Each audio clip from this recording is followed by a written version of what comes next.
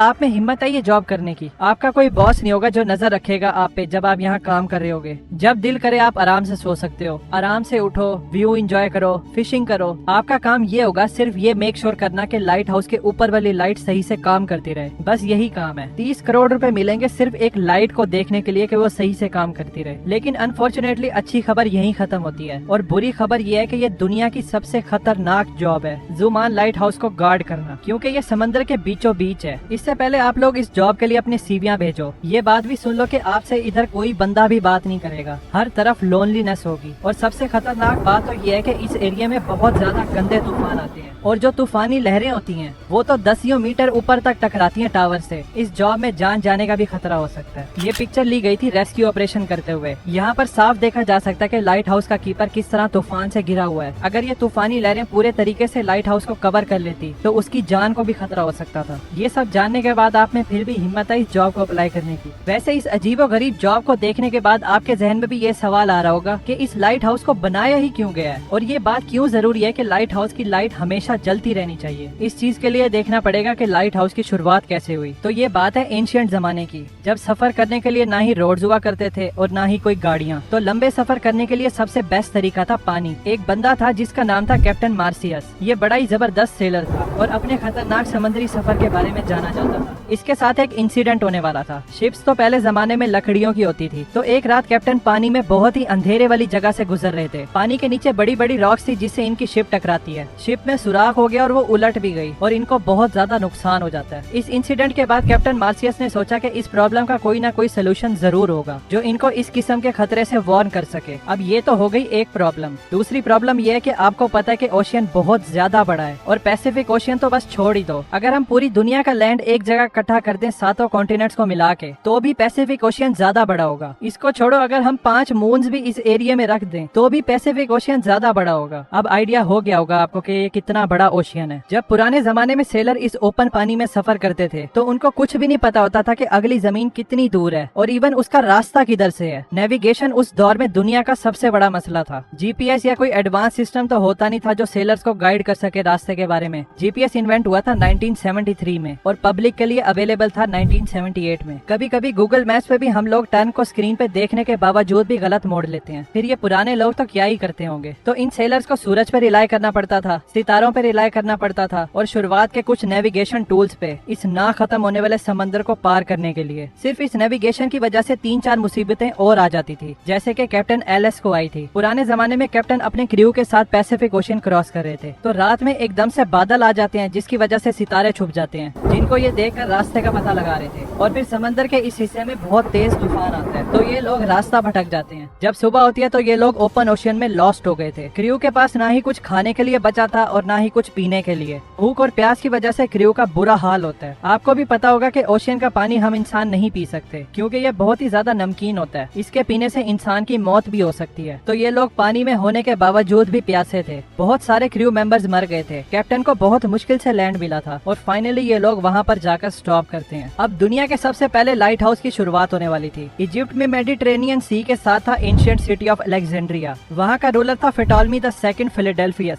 इसका किंगडम उस टाइम एक प्रॉपर हब था ट्रेड कल्चर के लिए। लेकिन इस किंगडम के लिए सबसे बड़ा मसला था इसकी लोकेशन। अगर आप इस पिक्चर को गौर से देखें तो शहर के किनारे पे जाने के लिए यहाँ से गुजरना पड़ता था और इसके साथ में देखें कि कितने सारे पत्थर हैं। जब ट्रेड करने वाली शिप रात के टाइम इस जगह से तेज रफ्तार से गुजरती थी तो ये पानी के नीचे नोकदार पत्थरों से टकराती थी। ये शिप्स डूब जाती थी और इनके कार्गो भी जाया हो जाते थे, जिसकी वजह से इनके किंगडम को बहुत ज्यादा नुकसान हो रहा था। किंग पेटोलमी ने अपने किंगडम की मैरीन ट्रेड रूट की सेफ्टी के लिए उस टाइम के एक्सपर्ट और ब्रिलियंट आर्किटेक्ट सोस्ट्रेटस ऑफ सिनिडस को बुलवाया और उनसे इसके सोल्यूशन के लिए मदद मांगी। दोनों ने मिलकर बहुत ही जबरदस्त प्लान बनाया, एक रोशनी के बड़े से मीनार को बनाना जो शिप्स को गाइड किया करेगा सेफ्टी की तरफ और साथ ही इनको वार्न भी करेगा पानी के लहरों के नीचे मौजूद खतरे से। डिटर्मिनेशन के साथ सोस्ट्रेटस काम शुरू कर देते हैं, लेकिन इनको ये नहीं पता था कि जो चीज ये बना रहे हैं वो one of the greatest engineering Marvel बनने वाला है एंशिएंट वर्ल्ड का, the Feroz of Alexandria. Alexandria के साहिल पे आइलैंड ऑफ फेरोज के ऊपर ये लाइट हाउस चमकती हुई बुलंदियों पे पहुंच गया। इसकी हाइट थी 384 फीट और इसको व्हाइट मार्बल से बनाया गया था। इस लाइट हाउस के ऊपर बहुत बड़ी आग जलती थी जिसको हर वक्त ऑयल और लकड़ी की सप्लाई मिलती रहती थी। इस लाइट हाउस को दुनिया के 7 एंशिएंट अजूबों में से एक भी माना गया था। लेकिन सिर्फ इसके साइज की वजह से ये लाइट हाउस अमेजिंग नहीं था, बल्कि इसके पीछे पीछे इसका जीनियस डिजाइन भी था। सो स्ट्राटस ने लाइट को और ज्यादा बढ़ाने के लिए मिरर और लेंस का सिस्टम भी बनाया था, जिसकी मदद से मीलों दूर जहाज को भी इसकी रोशनी आराम से दिखाई देती थी। जैसे ही लाइट हाउस के बनने की बात फैलती है तो दूर के सेलर्स ने सुकून का सांस लिया। अब उन लोगों को इस लाइट हाउस की वजह से अलेक्जेंड्रिया के पास पथरीले पानी को नेविगेट करने की जरूरत ही नहीं पड़नी थी। तो ये दुनिया का पहला लाइट हाउस एक सेफ्टी का सिंबल बन गया था सेलर्स के लिए, और यहाँ से फिर लाइट हाउस का कॉन्सेप्ट पूरी दुनिया में फैल गया। पहले तो ये लाइट हाउस समंदर के किनारों पे बना करते थे, लेकिन जब वक्त के साथ साथ दुनिया भर में ट्रेड बहुत ज्यादा शुरू हो गई तो समंदर के बिजी ट्रेड रूट के बीच में जिधर रॉक्स पानी के ज्यादा करीब होती थी और जिन रॉक से शिप को ज्यादा खतरा होता था कि ये कहीं इनको डुबा ना दें, उन जगहों पर भी लाइट हाउस बनना शुरू हो गए थे। इसी वजह से समंदर के बीचों बीच डिफरेंट लोकेशन पर आपको ये लाइट हाउस देखने को मिलेंगे। शुरू में इन लाइट हाउस पर आग जलती थी, लेकिन ये कोई आइडियल सिचुएशन नहीं थी कि रोज लकड़ियां, ऑयल और कोल को हर वक्त इस्तेमाल करना। इसके बाद कैंडल्स, गैस लैंप और ऑयल लैंप्स आ गए थे, लेकिन आग की लाइट इतनी ज्यादा ब्राइट नहीं होती थी। जब इलेक्ट्रिसिटी प्रोड्यूस हुई थी और लाइट बल्ब की इन्वेंशन होती है तो ये लाइट हाउस भी इलेक्ट्रिक बल्ब पर शिफ्ट होना शुरू हो गए थे, क्योंकि इनकी लाइट ज्यादा होती है। लेकिन फिर भी लाइट हाउस इस लाइट को मीलों दूर किस तरह रिफ्लेक्ट करते हैं, इसका जवाब है ये लेंसेज। 1800 तक इन रिफ्लेक्टर को लाइट सोर्स के पीछे लगाया जाता था, लेकिन उस टाइम के इंजीनियर्स को एक बात पता चलती है कि लाइट को और ज्यादा फोकस किया जा सकता है कि लेंस को अगर हम लाइट के सामने रखें। लेकिन इसमें मसला ये था कि जितना मोटा लेंस होगा उतनी ही कम लाइट होगी। तो यहाँ पर आ जाते हैं फ्रेंच फिजिसिस्ट और इंजीनियर फ्रेस्नेल, जिनके पास बड़ा जबरदस्त सोल्यूशन था। इन्होंने लेंस को एक तो बारीक कर दिया और उसके डिजाइन को इस तरह बनाया था कि सारी लाइट एक ही पॉइंट पर फोकस कर रही थी। इस तरीके से फैली हुई लाइट को एक सिंगल डायरेक्शन में भेजा जा सकता था। आज मोस्टली लाइट हाउसेज में फ्रेस्नेल लेंसेज इस्तेमाल होते हैं। इस इनोवेशन ने लाइट हाउस को रेवोल्यूशनाइज कर दिया था और लाइट को मीलों दूर से आराम से देखा जा सकता था। तो इस तरह इन लाइट हाउस की मदद से शिप्स को खतरे का आराम से पता चल जाता था। तो वो जो वीडियो के शुरू में मैंने आपको जॉब बताई थी कि जुमान लाइट हाउस में रहने के लिए आपको 30 करोड़ रुपए मिलेंगे, सिर्फ आपने ये देखना कि लाइट हाउस की लाइट जलती रहे। अब भी क्या आप लोग इस जॉब को करने के लिए इंटरेस्टेड हैं? कमेंट्स में जरूर बताना। ये लाइट हाउस तो एंशिएंट जमाने में बना था और इसने पूरी दुनिया की मैरीन ट्रेड की सेफ्टी को रेवोल्यूशनाइज कर दिया था। ये तो एंशिएंट राजा की तरफ से बहुत अच्छा कदम होता है, लेकिन हर एंशिएंट राजा भी अच्छा नहीं होता, बल्कि इन्होंने तो जुल्म की हदें पार की हुई थी। ये राजा छोटे छोटे क्राइम्स पर ऐसी सजाएं देते थे जिनको देखकर आपके रोंगटे खड़े हो जाएंगे। इनकी इन्हीं 6 सजाओं पे मैंने ये वाली वीडियो बनाई है। आपको हाईली रिकमेंड करूंगा कि आप जरूर देखना। मिलते हैं फिर उस दौर में।